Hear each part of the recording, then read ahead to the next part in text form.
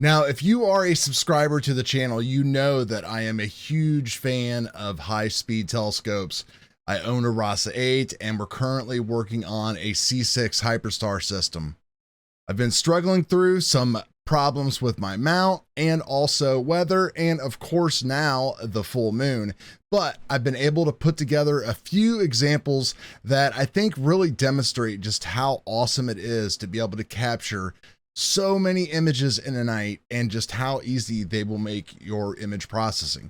So let's jump into PIXINSIGHT here and take a look. Oh, and by the way, I'm Chad and this is the Easy Astro Images channel. If you like these kind of videos and what I'm doing here, please don't forget to subscribe, give the video a like, thumbs up, whatever it is these days.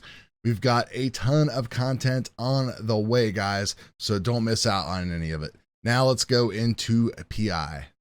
So the first thing I want to talk about is this awesome Mosaic Ice shot. Now, this is heavily noise reduced and edited and everything else, but this is actually two panels that were top and bottom of 50 shots each, 30 seconds unguided. And, you know, it turned out to be something very cool that you could share online. Anybody would love looking at this, and just all of your friends would be in amazement and everything of what you did if you shared an image like this on Facebook. Again, 50 images each, 30 seconds, super easy to do, and that's just fun. Like, you really wouldn't want to waste your time doing something like this with a slower refractor or whatever, unless you just really had the time and the weather to burn. Now, the other night, it was a full moon, and things just were not working out for me, so I pointed my telescope as far away from the moon as I could, and I started shooting galaxies. And, you know, these aren't going to look good. You're going to see a big gradient here and everything, but the thing that is amazing about these videos, these are 300 exposures of 30 seconds each. So we're talking about an hour and a half of integration. These are straight out of normalized scale gradient. And I want you to look when I zoom in, just how buttery smooth the background is. Don't pay attention to the crap stars. Those are a work in progress. But just look how smooth this background is. I mean, it is just incredible what you can do when you do some kind of imaging like this. Now, I've tried to process this out, and unfortunately, the moon just really is hidden inside here, and it's totally messing everything up. But you can just see the detail that we captured in the hamburger and everything just right here with these 300 exposures, 30 seconds each. If we would have went for longer, we would have probably blown them out because of the moon. But again, just look how smooth everything is. No noise to really deal with at all. Just tons of fun. The next one that I did was an M51 and an M101, but here's an M51, and I kind of worked on it. And again, it's because of the crazy gradients and stuff that I had with all the moonlight and shooting broadband with a Rasa, which is pretty much a no-no.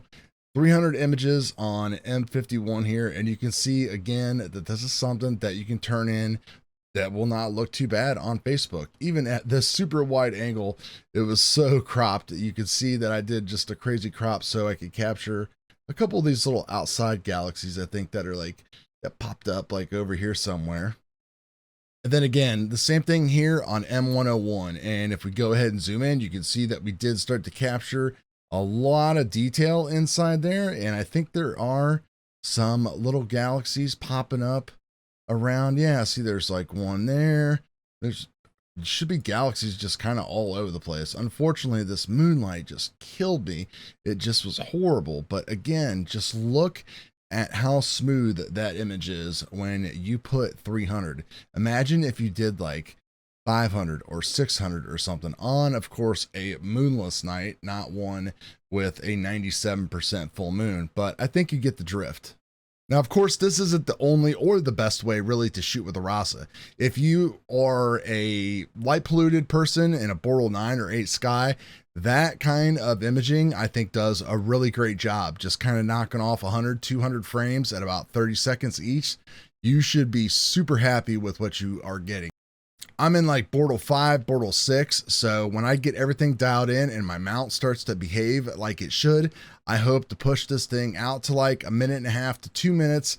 Maybe we'll go even longer on some targets because I just love pointing it to an area of the sky and just letting the thing just blast off and see what we can cover.